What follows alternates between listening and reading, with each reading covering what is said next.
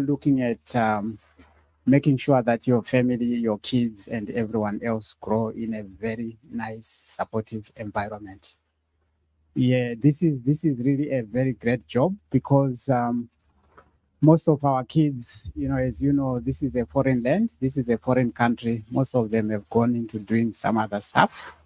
But if you encourage your kids to grow up in this type of environment, you can only wish for one thing, that they grow and actually be who they are and they actually achieve their maximum potential. So for that, you need to clap hands for yourselves.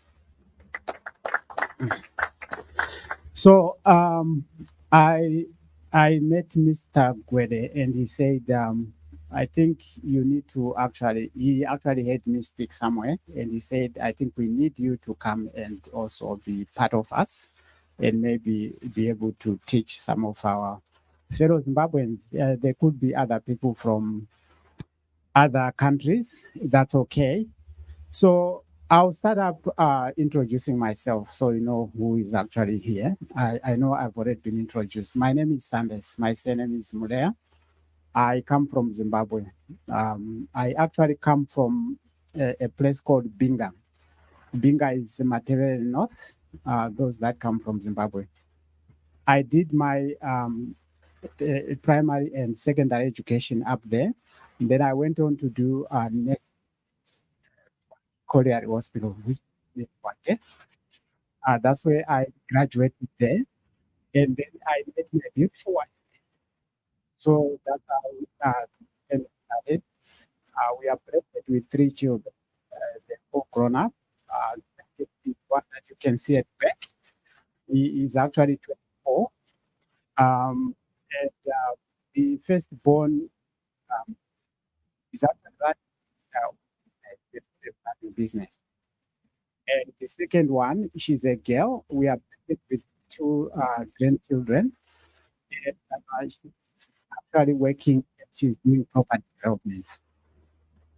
And then finally, Steve, that is standing there, he graduated as an S, like father, like son.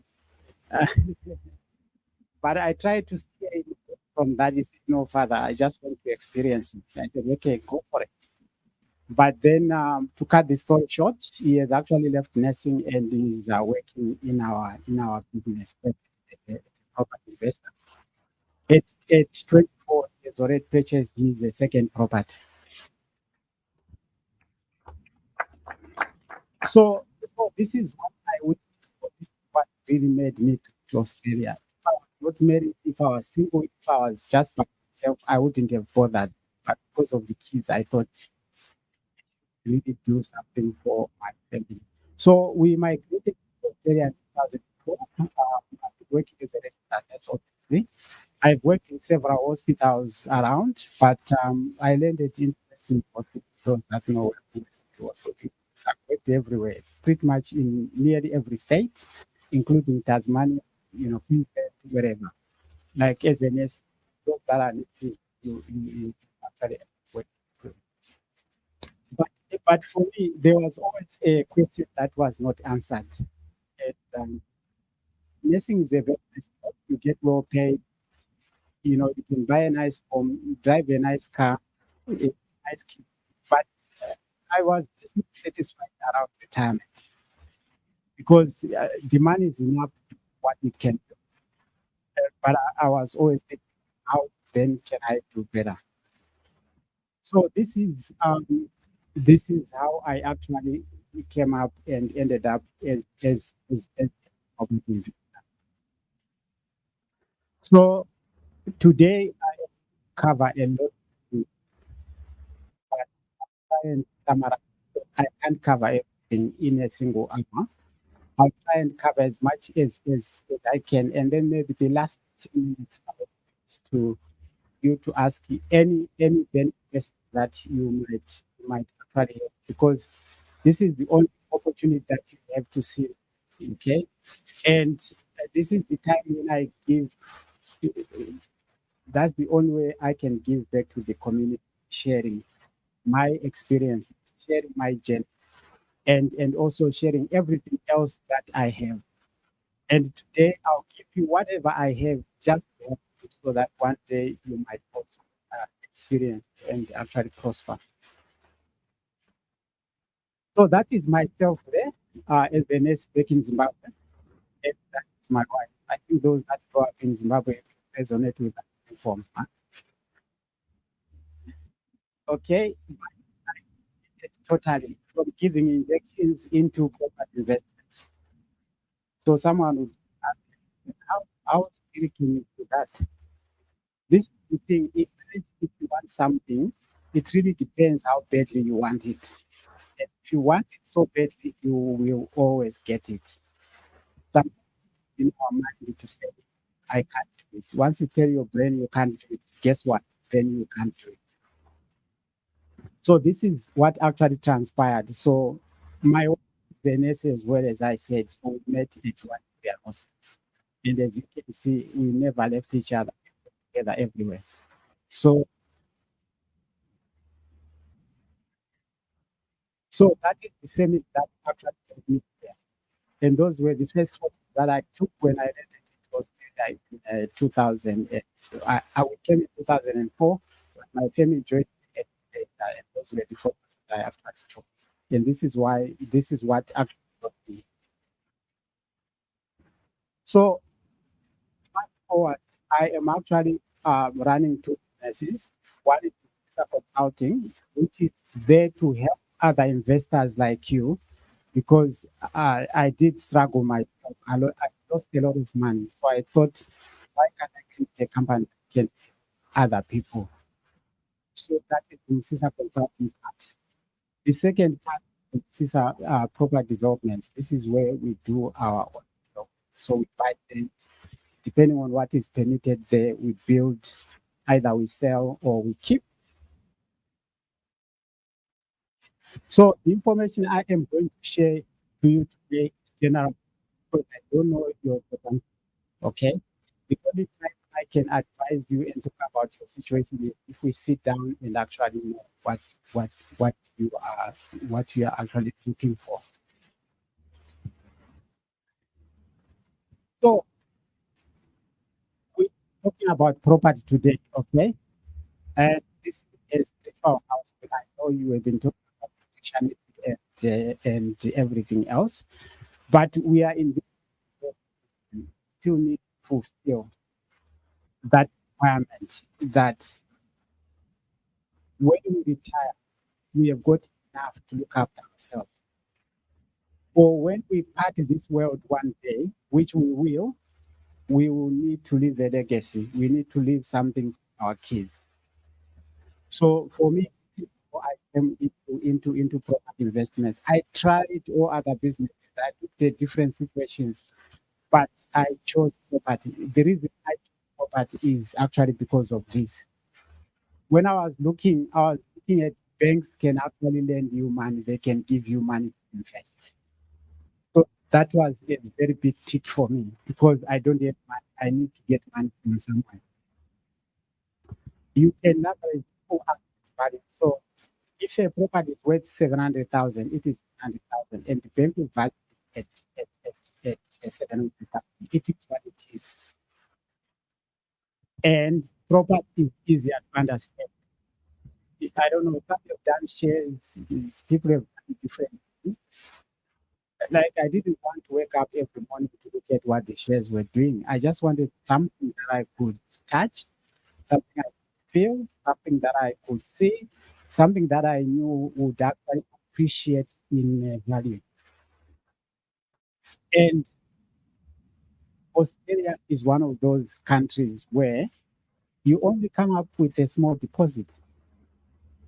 So I'll give you an example like that. If you are buying a property for 700,000, if you are buying it at 9%, all you need to come up is a 10% deposit, which is 70,000, and then the bank gives you the rest.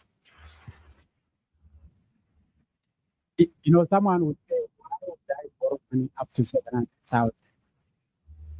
But remember, you are buying something that you are not losing money, something that will appreciate in value, and you don't have money yourself, so you need to. All these people that you see that are rich, no one is their money. You can work anywhere you like. You can work 24/7. You can have 10 jobs. You can do whatever you do, but you are just grounding yourself to the ground. Okay. You need to come up with a strategy of using other people's money. That's how people will get rich.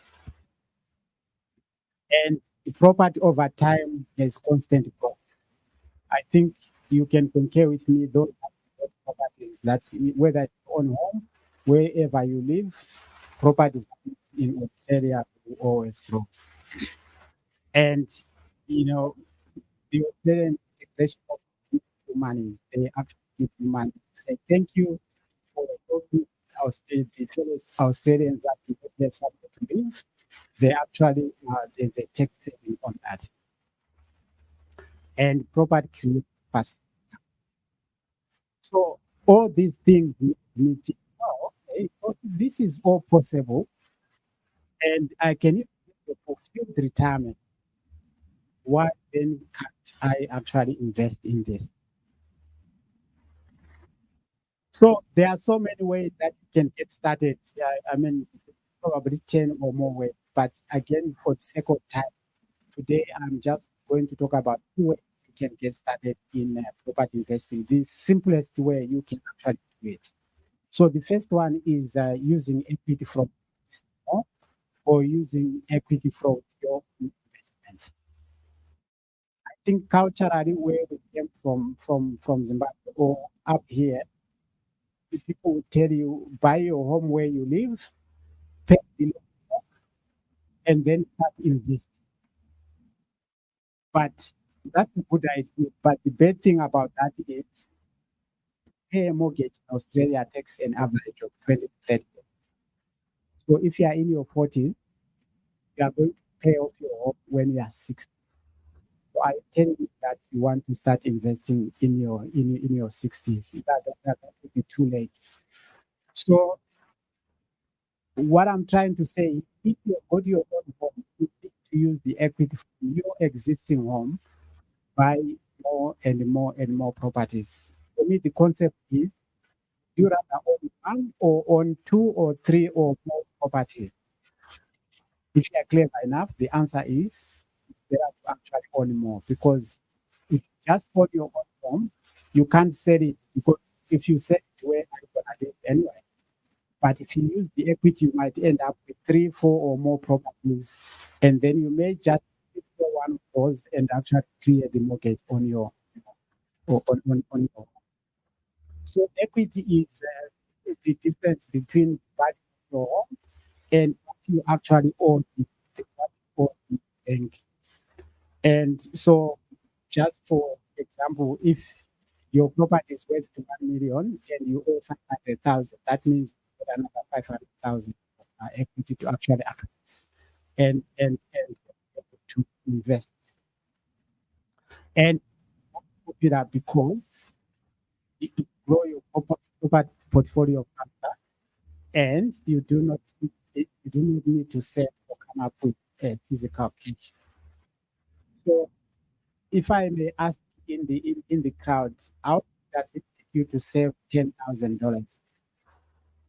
Anyone with an idea? How long does it take you in a normal way? How long does it take you to save $10,000?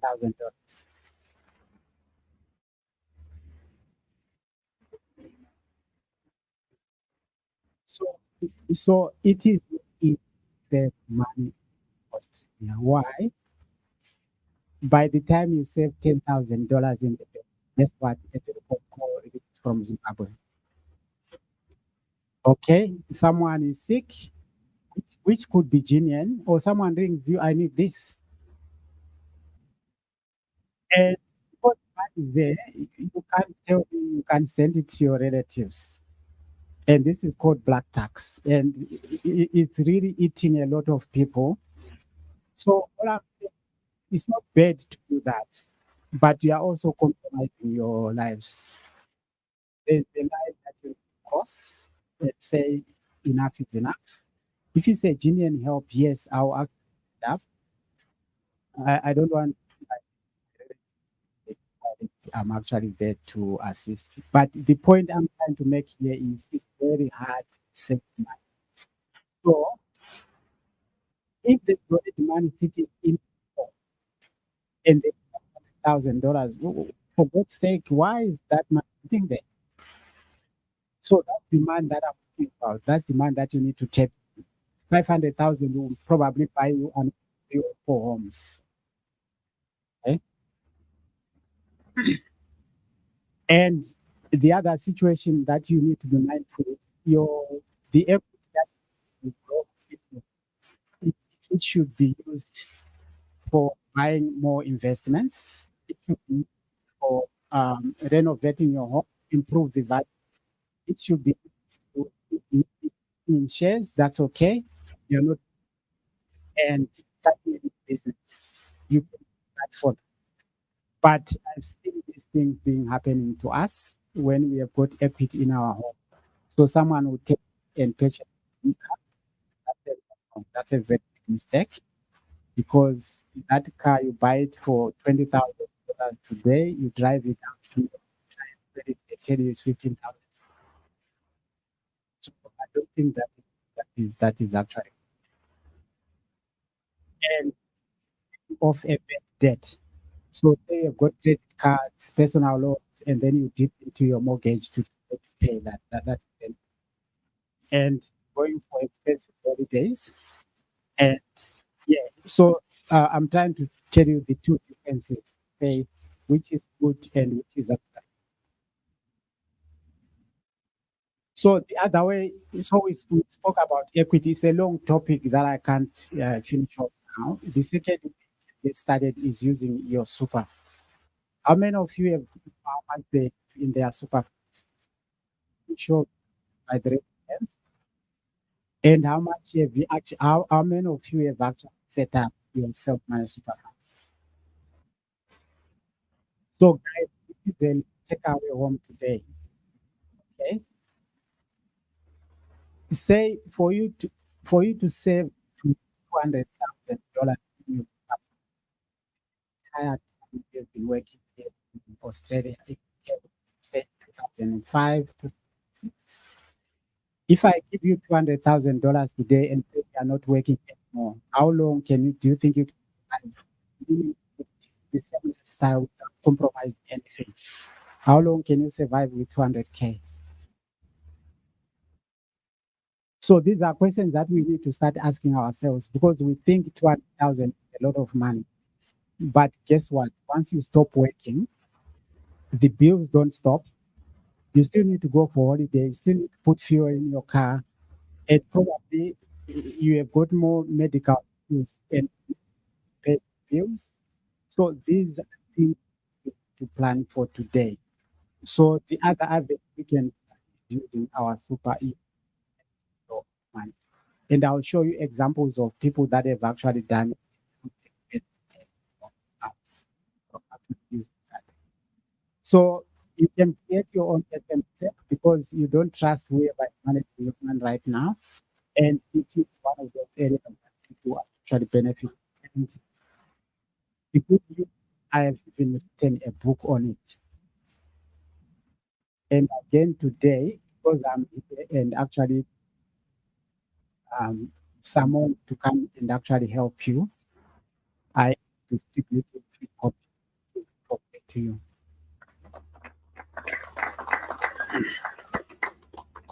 Right.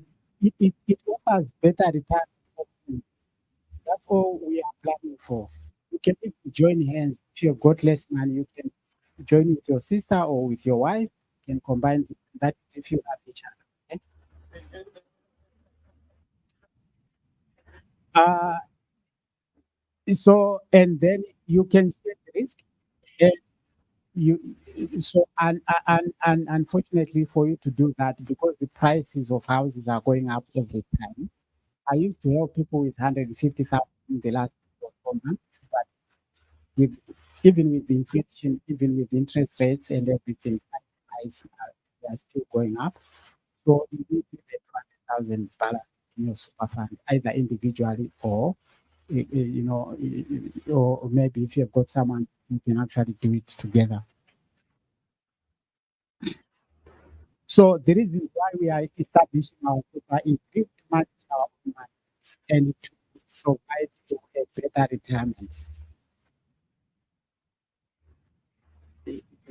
I know here we are friends, we are family, we are everything, but things are normal going well because we all have got jobs. Okay? The moment you stop working, friend is not your friend anymore. And unless you've got a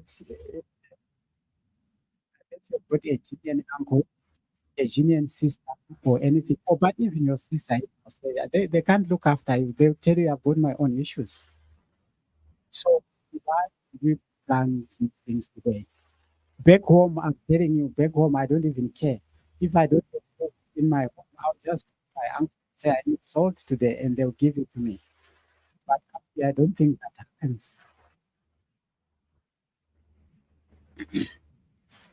Okay, so it is a private super fund, so you are managing yourself and set up by licensed professionals who can help you to move up to 6 months. So that means you can easily reach to that 200,000 if you can't do it by yourself. So this is what I was talking about. Now this is the summary about myself. So I moved from being a nurse to a property developer, and I am a buyer's agent. So this is why I actually help other people. And today I wrote that slide 2 weeks ago. I was the property number 20, and I am actually moving to property number 22 by next week. Okay, so I am a Zimbabwe. I'm standing in front of you. See, this is real. The information I'm giving you is real. And when I was starting off, no one used to share this information. Imagine that's why you are getting free information, which is real, and someone that you know, someone that you can actually talk to. Uh, we can switch from this English language to our mother language. So how good is that? So I am now a property developer. So what I'm saying is I am building my own houses. So instead of buying, I'm actually creating my own houses. So I have moved from that stage to actually being a property developer myself. And I am not doing it in South Africa. I'm doing it everywhere. For me, it's about economics. For me, it's about where I get the most dollar. I don't care. This is Australia. Okay? If I want to fly, the furthest I can go maybe is Western Australia. The rest of the states takes me 2 hours, 3 hours, 8 minutes. But we still invest in Zimbabwe. But how long does it take to fly there? You see, so these are things that we really have to be careful about.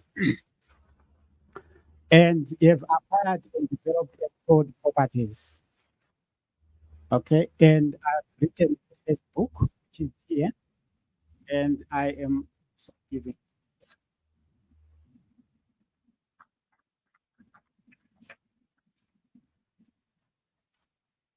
And then the second book that I've just read is called the Self-Managed Super Fund, which we have been actually talking about. We had a massive book launch last week, sorry, 2 weeks ago. Did anyone have that? Anyone attended that in here? Can you come and testify? I seem to be telling lies all the time. Can you come up here, please? Come and say something.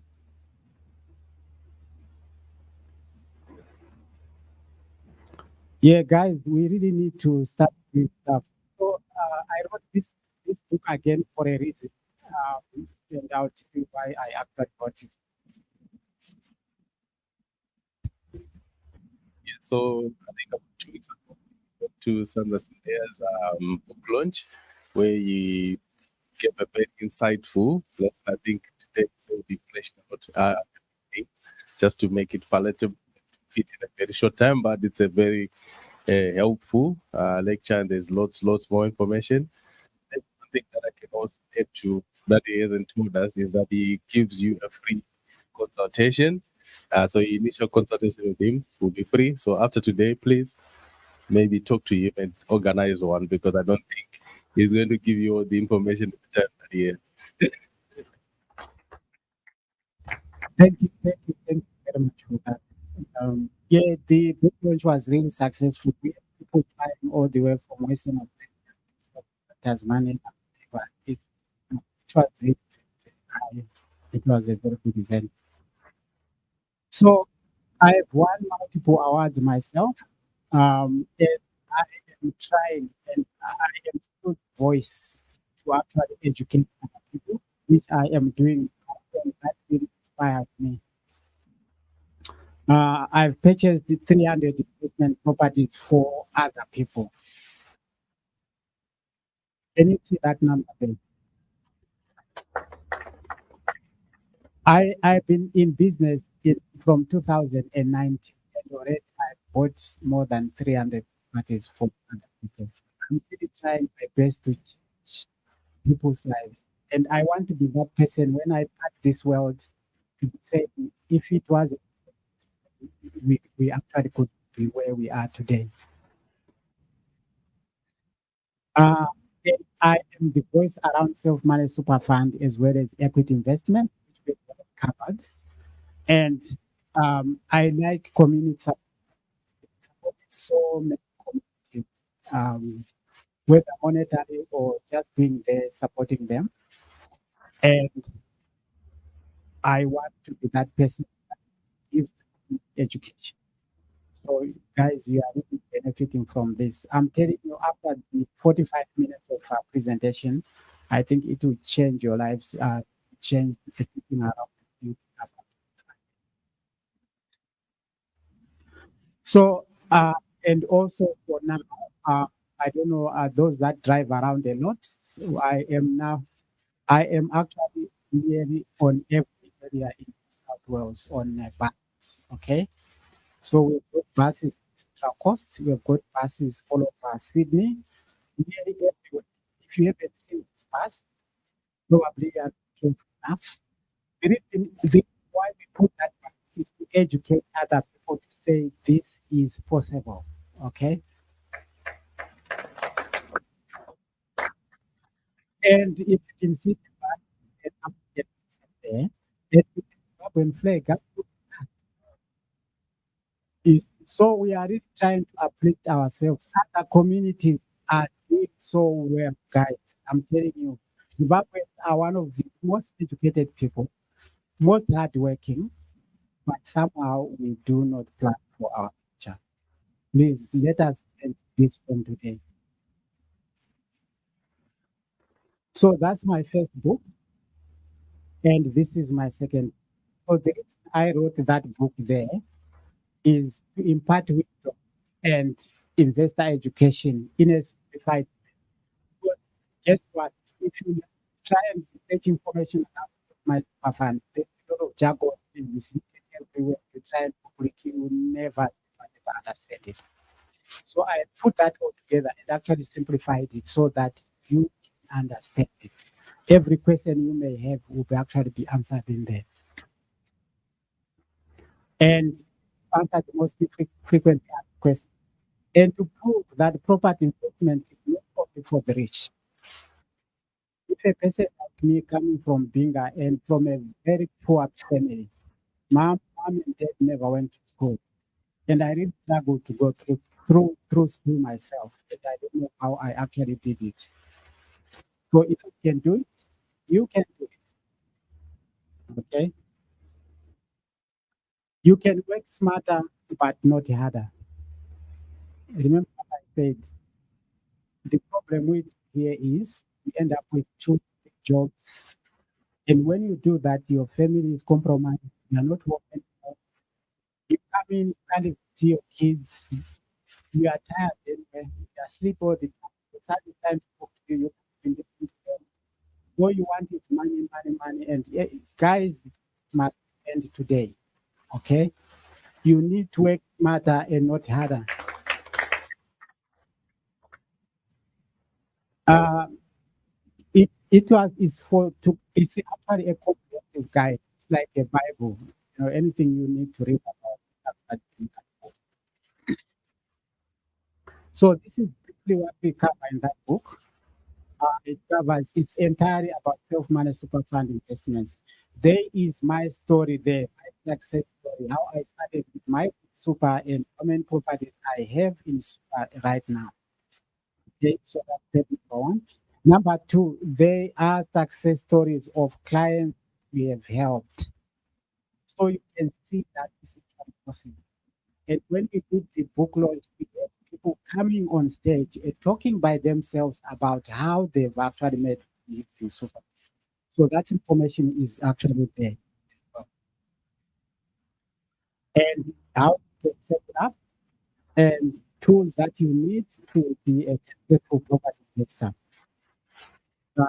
Different investment asset classes that you can do. It's not only property, there are other investment asset classes that you can use as well.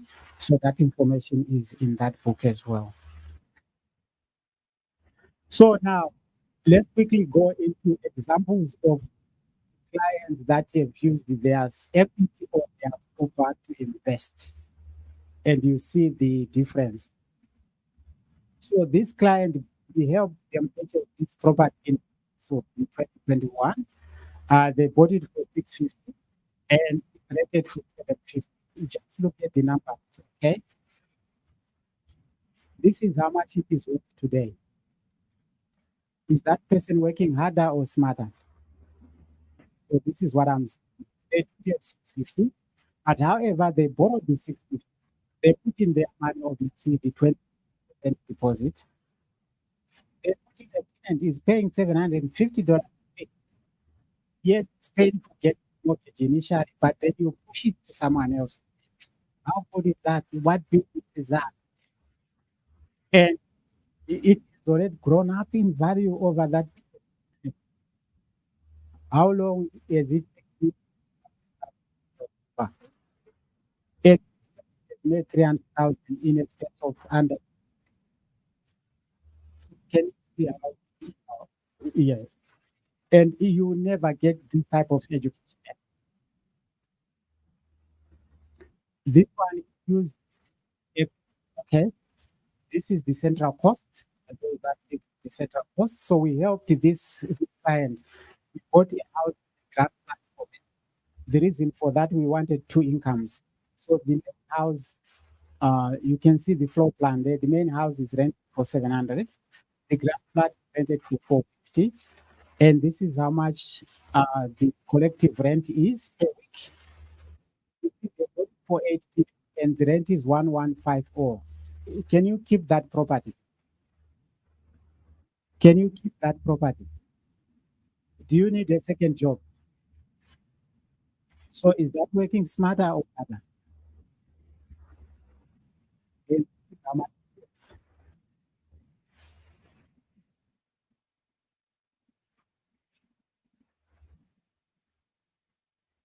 So 200K in short space of time. That was actually COVID.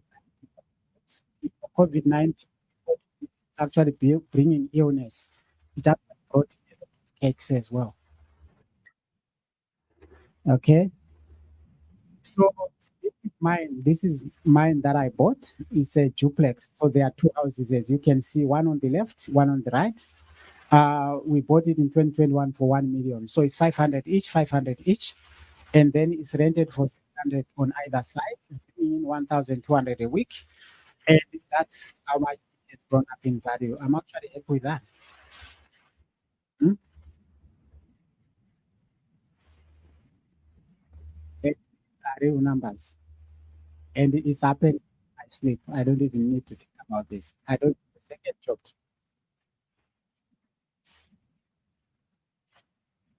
This one is again mine that I went I was in my weekend, in Brisbane. So remember I told you I stay away. So we bought this for 680. It's a 5 bedroom house. It doesn't show justice. I think the picture doesn't show justice. It's rented for 950. Can you see the rent is always greater than what we are buying for? But in Sydney, people are making mistakes buying a home for 1.5 million and then it's rented for $1,000 a week. Can you see disaster all over the shop? That's when you need a second job. That's why there's so many divorces and people are running everywhere. Okay. Uh, the current market. So I made 20K, nearly a million. So I should yes. I tell you, if you are not inspired today, nothing will inspire you in life. Okay.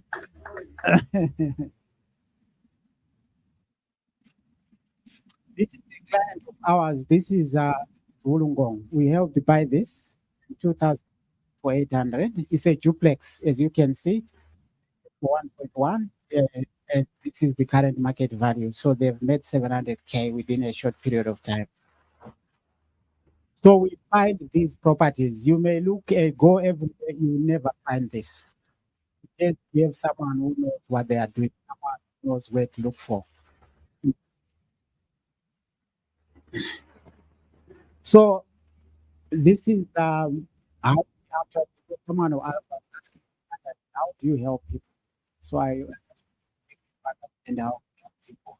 So we sit down with him, we look at the situation. It's a 15 minutes consultation that touches everything.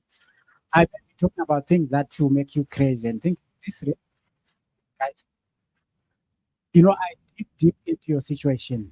That if you open up your heart and tell me exactly what your situation is like.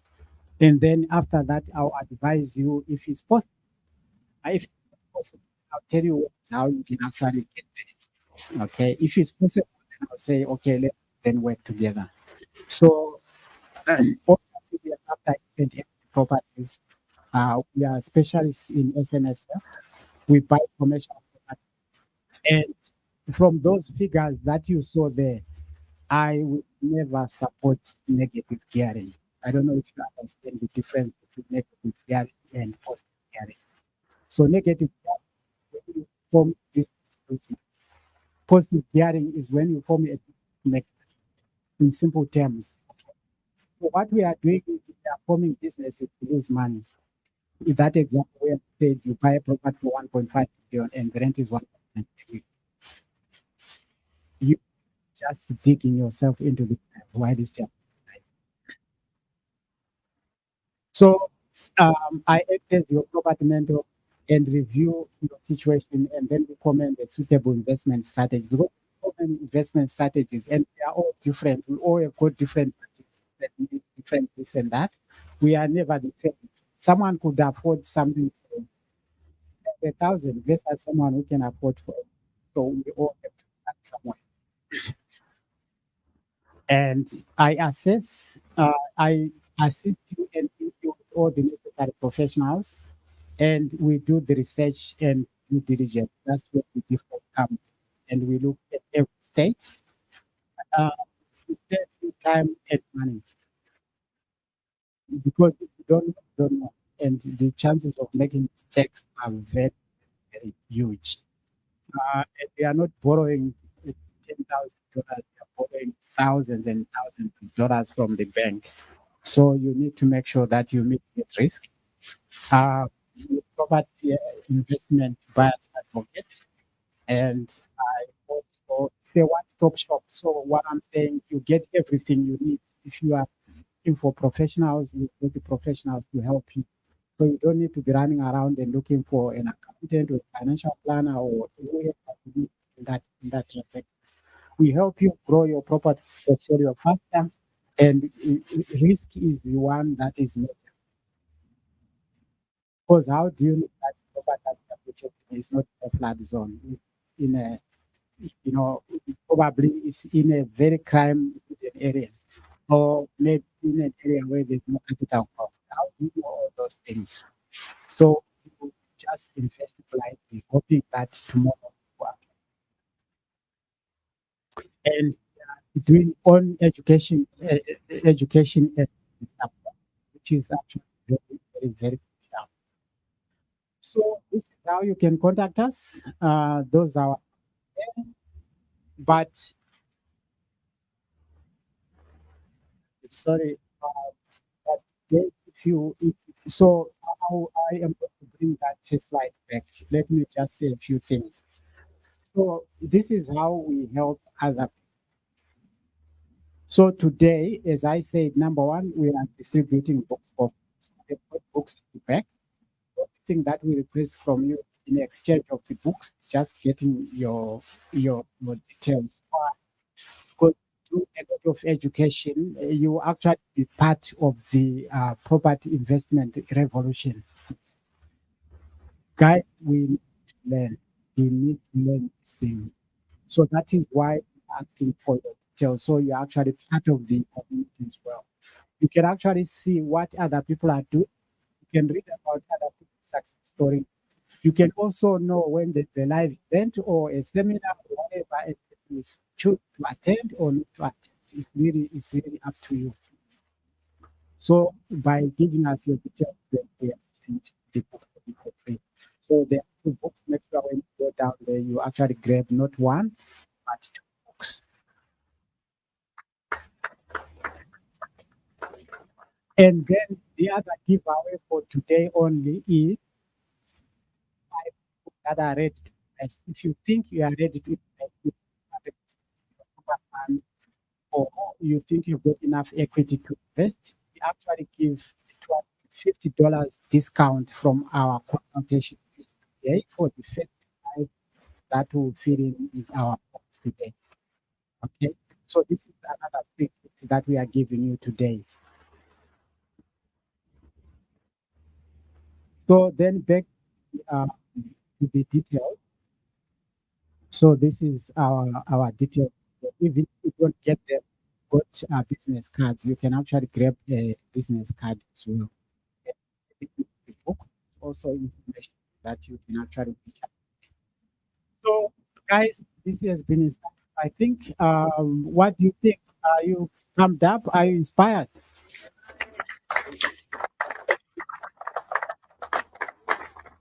So, I think I've been given a few minutes. Any questions that you want to ask? Um, so make sure to get the mic first. And then,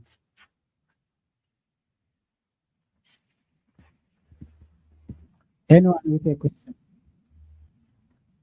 I just wanted to ask for someone who has a house yet, is it better to start in this home?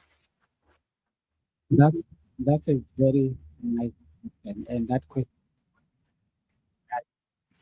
Okay, so I'll answer your question this way. It depends what you want in life.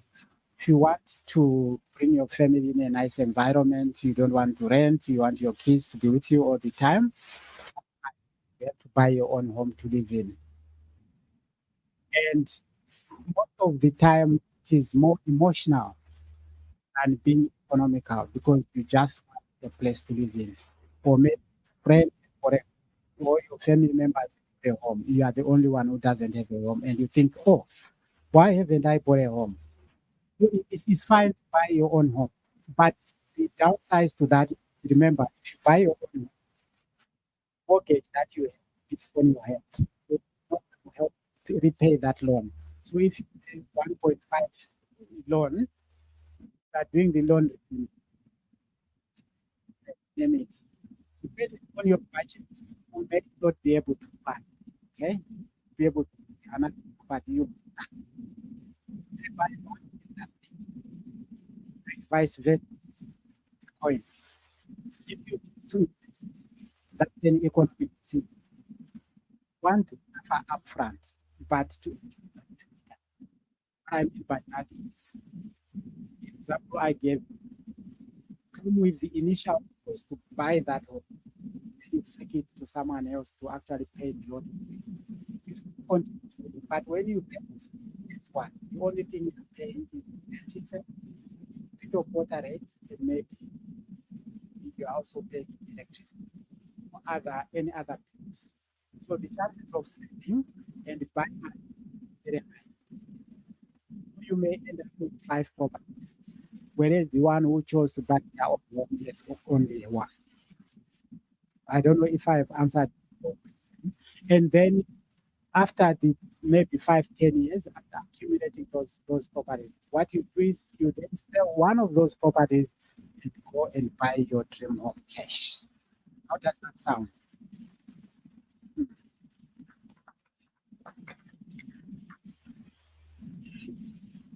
Any other question? Guys, this is the time to ask. It's free information. Just be free to ask any.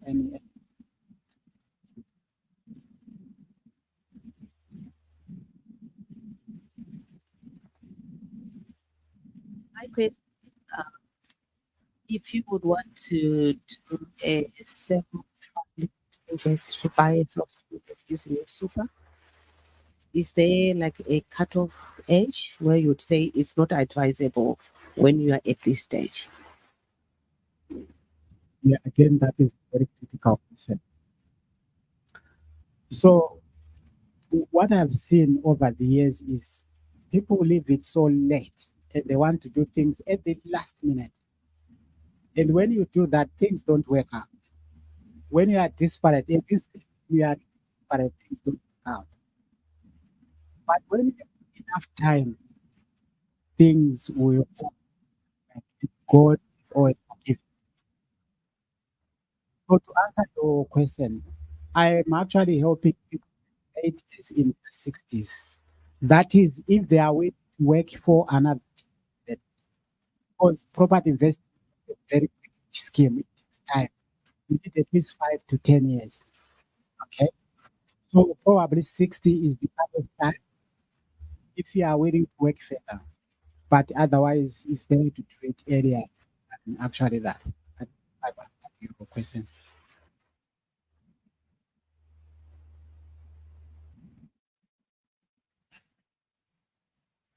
I have a question.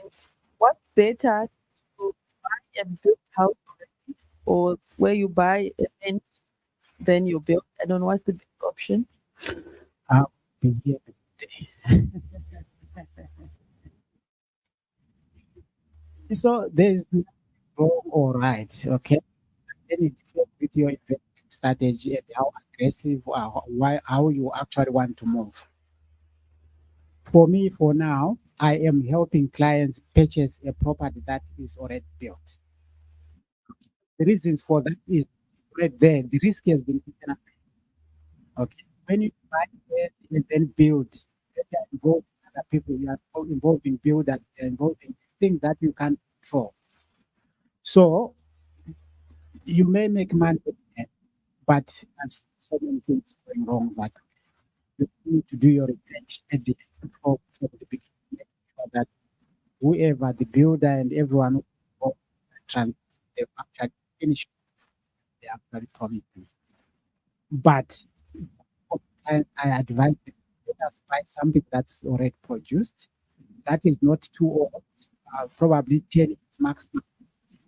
So you don't need to do something that needs a lot of renovation and all this and that, and we can still claim the appreciation. And then that way, depending on your age, you may buy 3 properties in 1 year. But if you are big, get one, like even 18 or sometimes 2 years for that house to actually happen. So it really depends. Just have a follow-up question to your question about the age limit, which was about 60 that you said.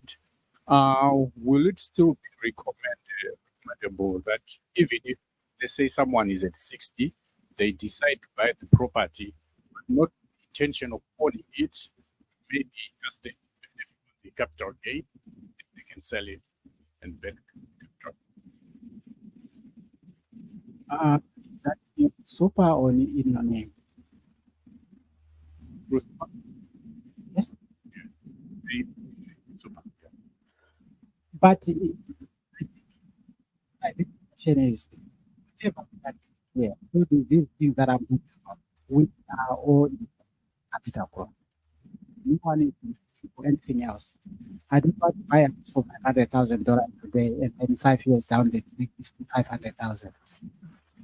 So again, if you want to sell it, like in your super fund, you can sell it and wait until retirement.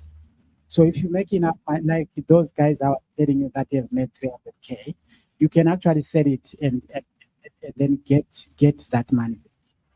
But the only difference is that if you unless you reach the retirement age, which is 65, you can touch it to whatever you need.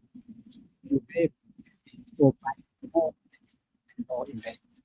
If you that question answered, show what different strategies people actually used to get there. That way to until retire. No, cut off in as are you saying for to be able to buy a part in your SNSF? Remember, you still need to borrow. So if you can't work, and you are too, the bank might not let you. So you have to be practical for you to do that. My question is, do you do mentorship for aspiring buyers agents? No, the answer is no. Okay. I don't. Oh, okay, sure, yeah. Why? Because I'm part of the youth leadership. That's what the career options for the youth really. Okay, if you want, I can put you in place someone who can help you with that. Oh, okay, sure, yeah. Okay. All right, thank you. I have a question. Are there benefits from the government that you can utilize if you have to buy property or investment, buy your own home, or maybe when you invest for investment purposes? What are the benefits that you can utilize that the government is offering? Personally, I do help investors on I help people that want to buy their own homes because Wow. the reason why I don't do that is because buying your own home is more emotional. I have tried to do people say, Sanders, can you find me a home? I say, the nice home, everything that they have described. And then they tell me, but I don't like that window. So they are correct built. Can I?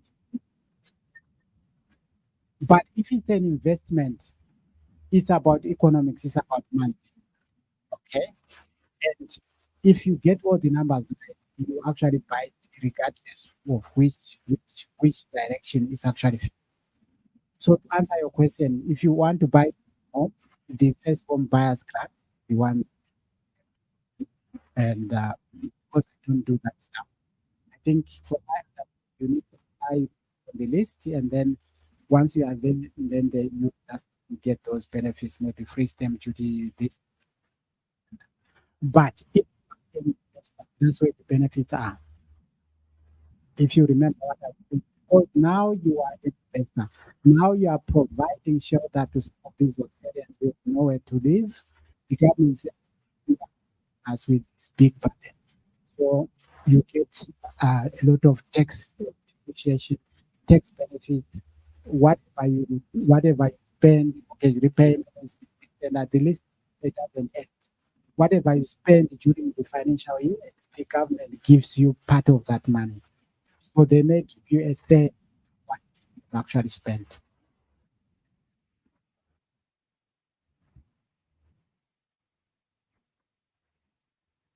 It's very exciting, eh? This is what I like. Guys, I don't know how much time we have to those that organize us. If you are mindful, that's okay. But if you want to proceed, looks like people are really getting part. That's Okay. I've got a question. You talked about how you can, in a sense, aggregate funds if maybe you're a family and you love each other. um, in that case, what would be important? Would you be setting up a sort of company or something and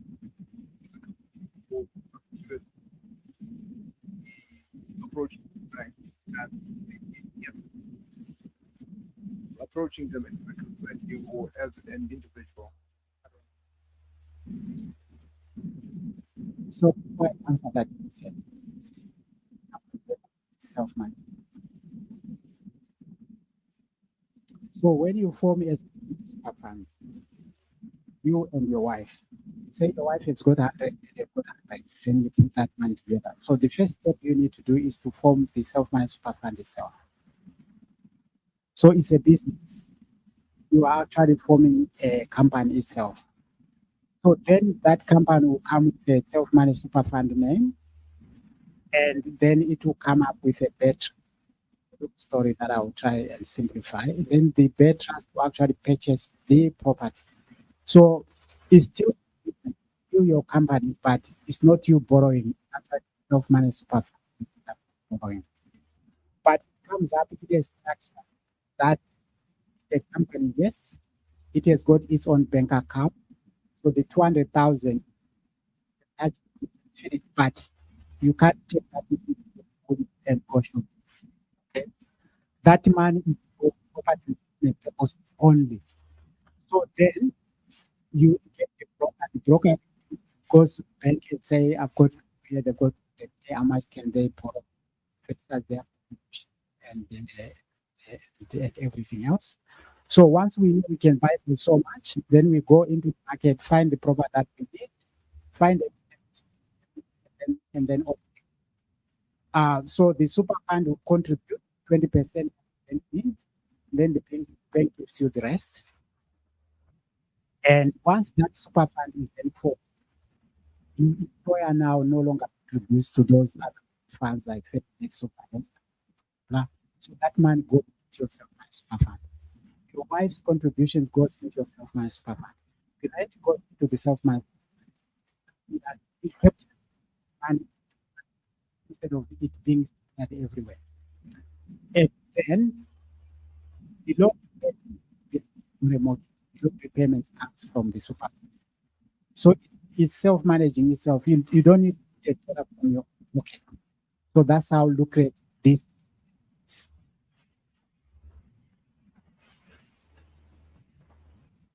I have a follow-up question on the resident status. For example, creating the super managed fund. If you are going to be investing, do they treat you as a foreign investor if you are part of the super managed fund because maybe it's on a work permit, you're not a resident, or is that different because you're working here, a super fund? Can you just like a normal investor who's a Australian resident?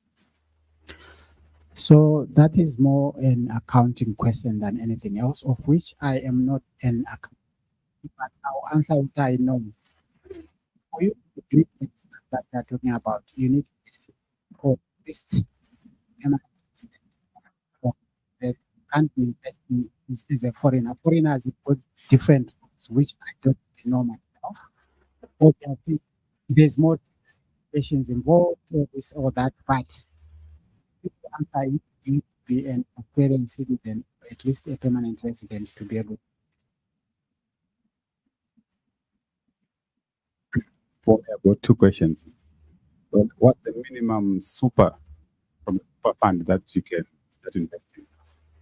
So I think you missed my slide there. Yeah, I said the minimum is 200K. I used to help people that had 150,000, but for me, I don't want to be buying properties in Hope or somewhere in the regional areas there. So that's why you need to spend 200,000 and buy in a very good market, the way you are guaranteed that you actually get capital growth. And I don't buy units, don't buy anything similar. All my investments and my clients invest are just out these blocks of land. So you need to buy a very quality asset.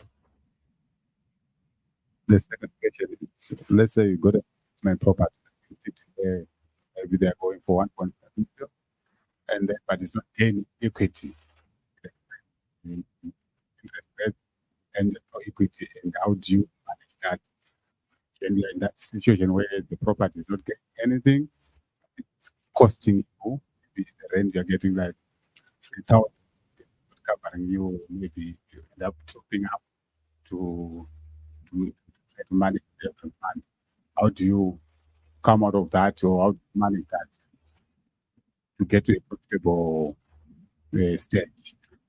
I think the short answer to that is need to book a meeting with me because I can't comment on that because I don't know your situation. But I think we need to unravel everything and then get our portfolio and say maybe you're better off loosening here, tightening here, and actually doing this for you to get out where you are. I can't answer that question without really looking at final detail. Yeah, up next. Are you happy? So, guys, as I said, the first five that will get there, we have got books. I think we will hang around for another 15, 20 minutes. I don't know, maybe there are other presenters, but for the sake of time, so the first five will get that free consultation, then books for everyone else. Thank you very much for this opportunity.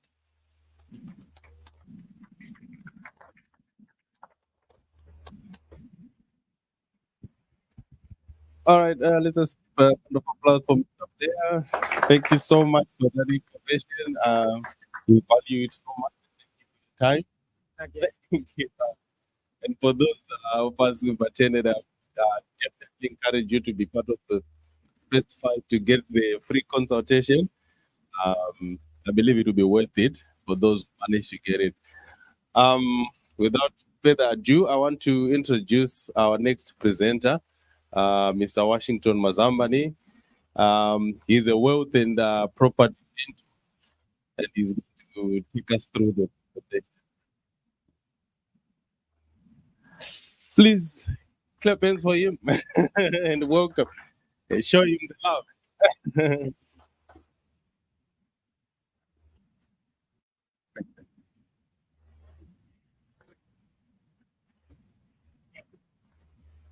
Thank you very much. How are you? Okay. It's a beautiful day, Saturday. So that we're all here, obviously, good cause. We had a very good presentation. The speaker. I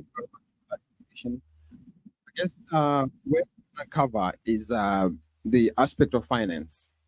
So for you to buy any property, I guess you need to get a loan, a pre-approval from the bank. Property is a byproduct of finance. Without any money, you can't go and shop. We're going to be covering some aspects today. How banks really assess your financial situation and how they. Today, introduce you to someone who is a work colleague of mine, but she's also really exceptional. Hanie Malek. However, she works clients all across the country of Australia, helping them get which needs. Their clients have placed their trust in her thanks to her extensive experience and dedication. Hanie is passionate about ensuring the best possible outcomes for every financial journey, and she doesn't rest until those results are achieved. Beyond being a consummate professional, she is friendly, approachable, and genuinely cares about the people that she works with. When she's not hard at work, Hania enjoys traveling, leading an active lifestyle, playing fit at the gym, and soaking up at the beach. She brings that same energy and enthusiasm into it. We might have some questions later on, so I'll say jot them down so that you can ask it in the presentation. So without further ado, please join me to welcome Hania. Thank you, Washington. Thank you for welcome. Hi, everyone. My name is Hania. It's first of all, thank you for inviting me to be here. It's a being here this afternoon and presenting to you all. So as Washington mentioned, I am a finance broker. My background, I actually was born in Iran, and my family migrated to Australia in 1995. Now, from a very early age, I was very passionate about property and investing. And I think that had a lot to do with my upbringing, seeing my parents migrate to a new country and the challenges that they faced in starting out their lives in Australia and more so getting into their first property. Now, I did hear some questions earlier on in regards to first home buyer grants and what the government is offering, and I'm really hoping to be able to answer all those questions through my presentation. Okay.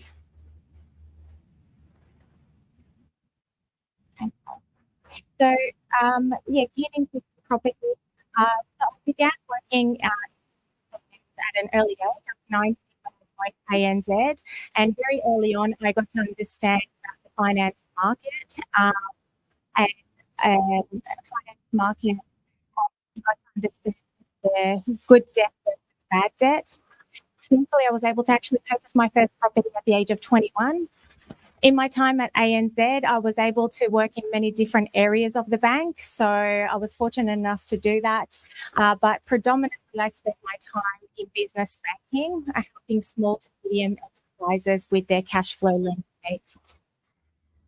After 9 years of working in Dubai, working at ANZ, I actually went traveling around the world and ended up in Dubai, where I got back into the property market, and we were selling off the plan properties, luxury apartments, to investors all around the world.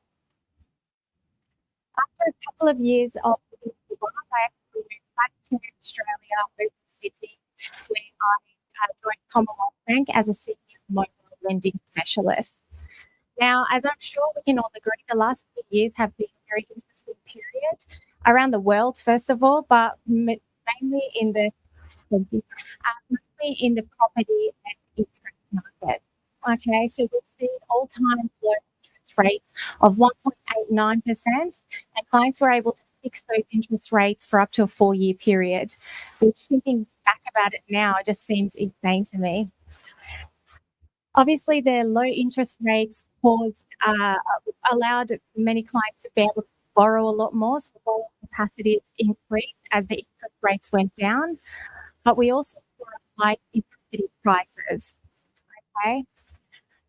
Soon after, we slowly witnessed the interest rates going up, and they actually went up 12 times in a 13-month period. This caused a big stir into the market, and the confidence of buyers and investors dropped. Suddenly, people that were able to borrow $100 before were suddenly able to borrow $700,000. So, what their capacity had dropped quite considerably, and the effects of that were evident in the market.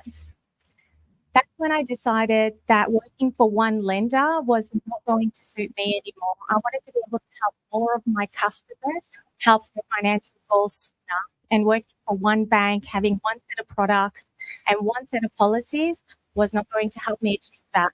So I left my comfortable job at the bank and started my own finance business as a mortgage broker at Aurea Finance. Okay, so you might ask, what actually is a broker and how can a broker benefit you? First of all, working with a broker, we compare the market across 40 plus lenders. So unlike you going to your bank and speaking to one person and finding out about their products, we compare the market 40 lenders to provide you with the best solution. We regularly review your loans to make sure you're getting the best deal for the life of the loan. Now, it's important to remember when you're taking a home loan, it's not a short-term commitment. The mortgage term is actually over a 30-year period, so it's quite a long time. And I don't know about you, but I don't remember the last time my bank gave me a call to say, hey, your interest is really high. Can I reduce that for you? So I'm sure you guys can all agree on that one. But as a finance broker, a good finance broker, our priority is our relationships with our clients. Okay, so personally, for all of my clients, what I do is I contact them, I meet with them on an annual basis to review their interest rates. And our first approach is always to go to their current lender and give them an opportunity to come back with their competitive rate. But if they're not able to deliver and provide the most competitive rate in the market, we always have the opportunity to actually look to refinance the client to another lender for a better. We specialize in complex lending outside the box scenario. So what that means is when you approach your bank, if your situation doesn't perfectly fit within their box of policies, then it's a no. They'll say no to your application. However, when you come to a broker, if one bank is unable to do your loan, then we have the option of comparing that policy to 40 other lenders. So you have a higher chance of getting your loan approved through us. We partner up with other market experts such as buyer's agents, SMSF specialists like the gentleman that was presenting before, and Washington is also in the room, accountants, solicitors to provide holistic solutions for you guys. And finally, we have access to market-leading property reports and insights. So a crucial part of what I do is I offer complimentary property reports and property insights for all of my clients, especially if you're a home buyer, if you're out on the market, if you're going to view some properties over the weekend. What my clients do is just send me a text day or night with their details of the property, and I'm able to provide them with a comprehensive report. I'll give you an example of this report. So this is the Core Logic report. I've just taken some snapshots. So you'll see in the first picture there. So it's a beautiful property in Calderville. So the property report will give us all the information on the property. So 5 bedrooms, 4 bathrooms. You can see that the market estimate for this property is 1.7 million, and that's with high confidence. So the range there is 1.5 to 1.9. And then it will also tell us the previous history of this property. Okay, so you can see this particular client, they purchased the land back in 2019 for $607,000. They got DA approval of this property in 2020 and built the property. So all up the cost for 1.1 million for the customer back in 2020, and 2024 they sold it for over 1.7 million. Okay, yeah. So I don't know if anyone here has a property in Greenville, but if you purchased there in the last few years, you've absolutely killed it. Now, the report is a lot more comprehensive than this. I've just done a quick couple of snapshots, but it will also tell you school zoning. It'll tell you where their amenities are. It'll give you similar listings to your property and how much you would potentially rent for, which is great for investors. Now, if that wasn't enough to convince you as to the difference between working with a lender versus coming to a broker, I'm hoping that these case studies will. So these case studies are to demonstrate the importance of comparing your home loan and understanding what the market has to offer. So the first one is around borrowing capacity. So in this scenario, we had a family to purchase their first property, and a couple of key points here were Sam and Susan were married with 2 kids. Susan had a part-time job. She was a nurse, so she's on 50K per annum, which was pretty standard. Sam runs his own plumbing business, so he's self-employed. Now, they wanted to borrow as much as possible to be able to buy their dream family home. Down the bottom in the blue, I've got Sam's financials for the 2 years. So you can see Sam's plumbing in 2023, his net profits were 100,000. And then in 2024, he actually doubled his profit, so 200,000. So based on this scenario, we'll have a look to see what lenders were willing to lend. So we've got ANZ at the top there, 1,178,000. And then if we have to look down the list, so Suncorp came in at 900, CBA, obviously the largest lender in Australia, 898. And then Macquarie Bank all the way down the bottom at 719. So you can see there's a big difference in borrowing the same clients through different lenders. Now you might ask, why is lending so much more? The reason for that is ANZ has a great policy when it comes to self-employed. Okay, so where they're actually willing to look at the latest year's financials for income, right? Whereas most other banks, what they want to do is compare the last 2 financial years. And in some instances, some banks will look at the last of the 2 years. The second one will demonstrate the difference in interest rate, the importance of comparing the market. So in this scenario, my client, there was a single female applicant. She was looking to purchase an owner-occupied property.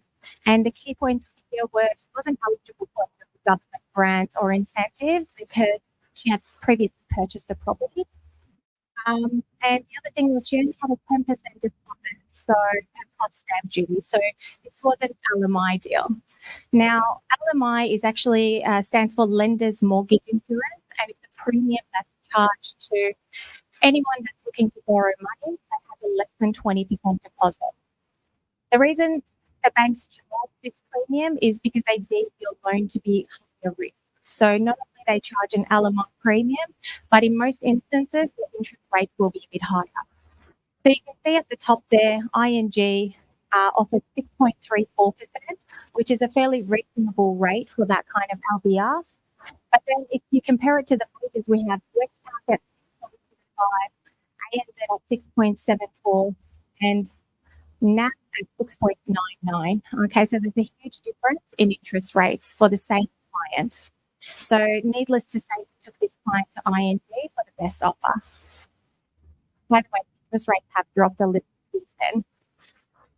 Now, this third case study is my favorite one. So this is around valuation. So how different banks will value your property very differently. Okay.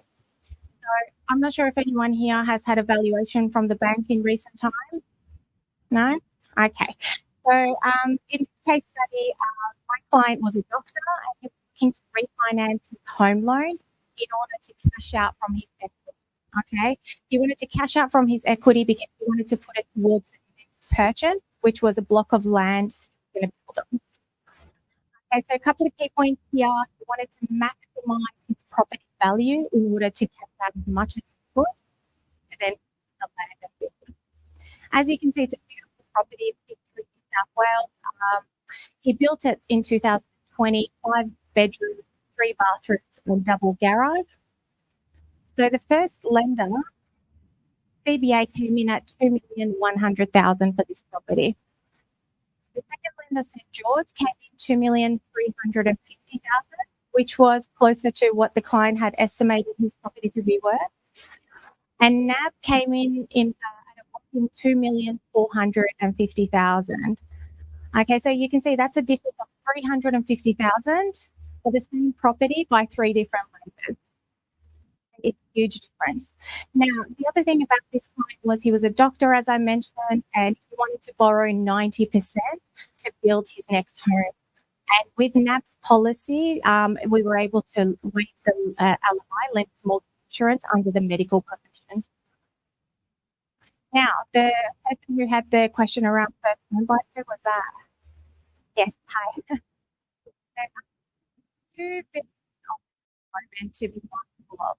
So the government stepped in and directly waiving stamp duty up to for purchases up to $800,000. Okay, you're purchasing anything up to $800,000 in stamp duty, and up to the value of $1 million, the stamp duty is discounted. At the bottom there, I've got the stamp duty table. So 800, nothing, up to 850. The stamp duty is just under 10,000, which is pretty reasonable. And then 900 goes up to 20,000 and so on. So the closer you get to that million mark, the discounts are a little bit less. The second one is a very interesting one. It's the first home guarantee scheme. Has anyone heard of this scheme before? No? Okay. So with this one, it's quite an incredible scheme because at the moment, potentially you're able to purchase your first home with as little as 5% deposit. Okay, because what the government is doing is they're guaranteeing the other 15%, which means you don't pay any lending insurance. And that alone can save you tens of thousands of dollars.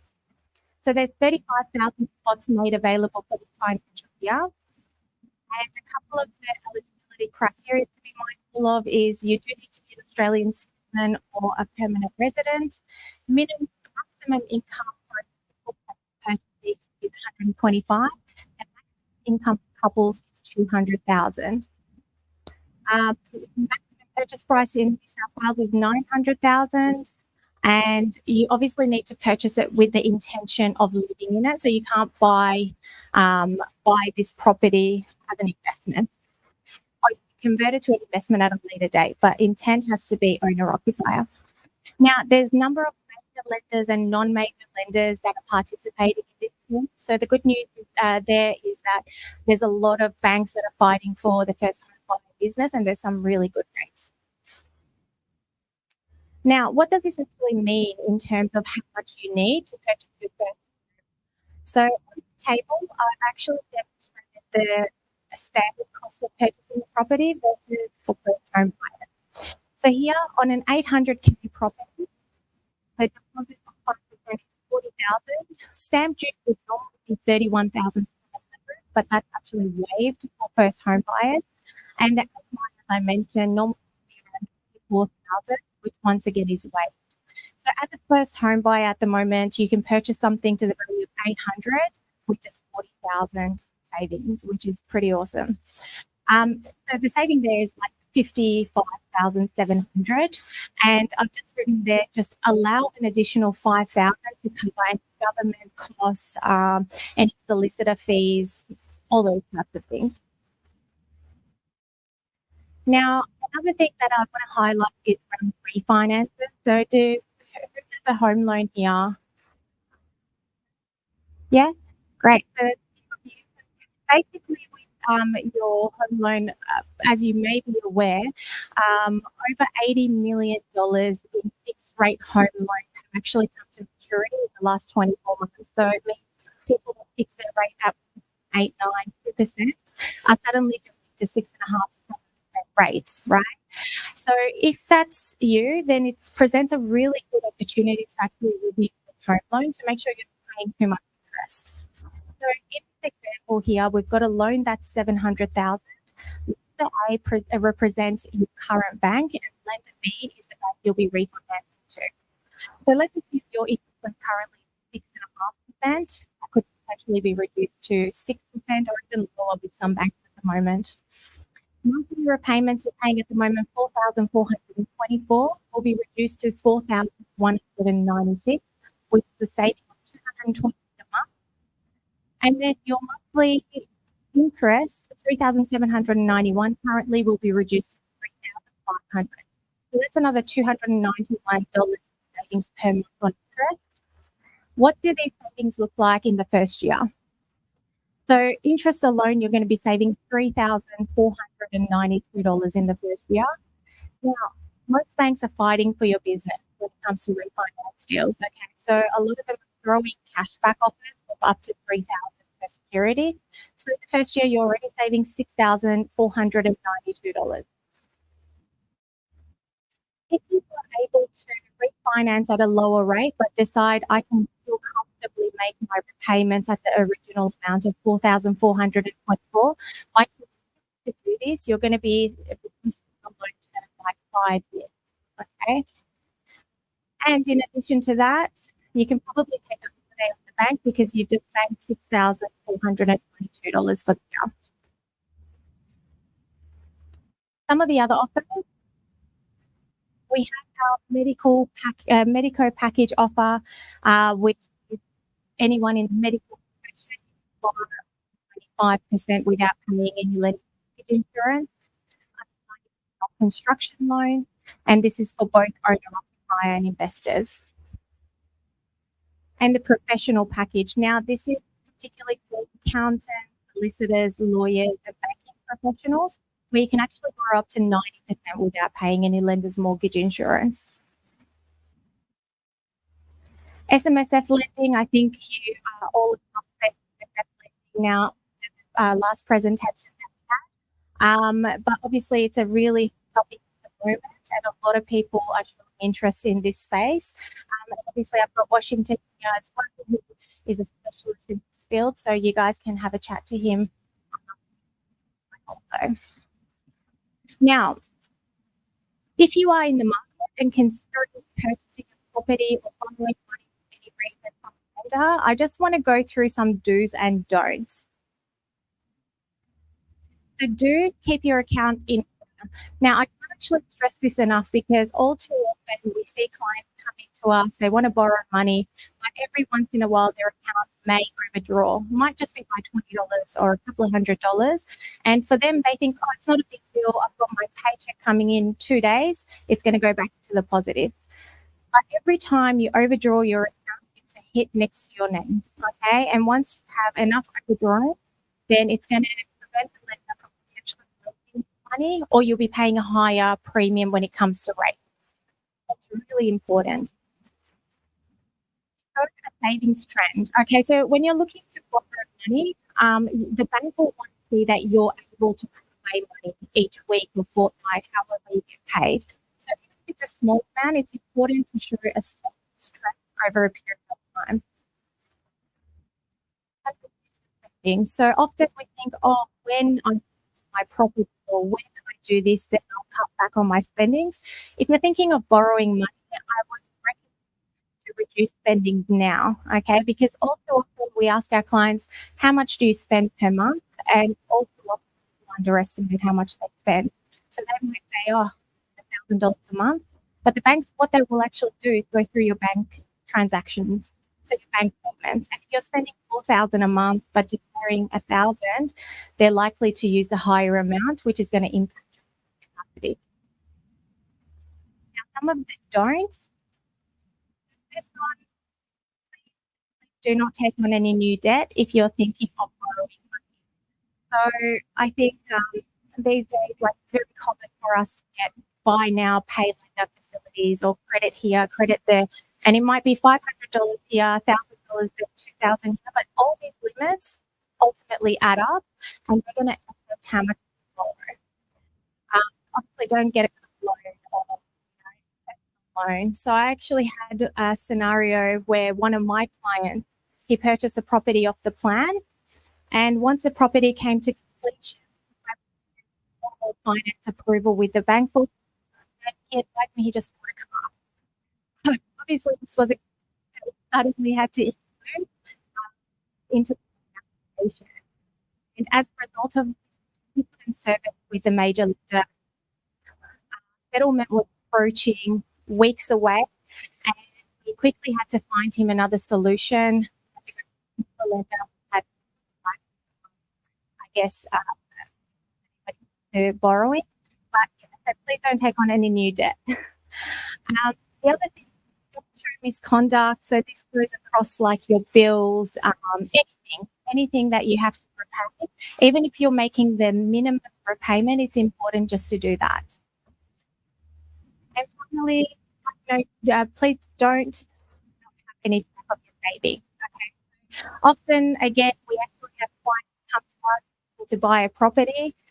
We ask them about their savings, and they say, yes, I've got X amount, but it's sitting in my mum's account, or it's sitting in an account overseas. And this is very common, right? But if your money is sitting in your account, there's no way for us to evidence that to the bank. So especially for first home buyers, to demonstrate genuine savings, your money needs to be in your account for a minimum of 3 months. But in general, if you're thinking of buying, and even if you're not a first home buyer, it's important to have that money in your account for a 3-4 period. Okay. So that's it from me, guys. Thank you so much for your time. If you all want to just get your phones out, that's my barcode there. So if you scan that, that'll have direct contact details. It'll save my direct contact details to your phone. For today as well, if anyone is interested in having a chat with me, whether you're in the market and looking to purchase your first home, or you're an investor, or just want to see if you've got the best rate on your current home loan, you can access our website, and then there's an inquiry form there. So if today you add your details to the inquiry form, that's a complimentary financial health check for you. And if anyone's got a property that wants a property report, for a free complimentary property report like the one I showed you earlier, please fill out that form with the details of your property, and happily send you one just to demonstrate the value of that as well. Okay. So if anyone's got any questions, I'm happy to answer, but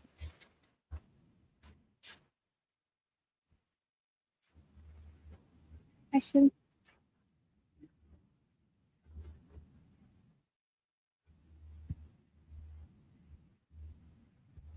No questions. I must have covered everything.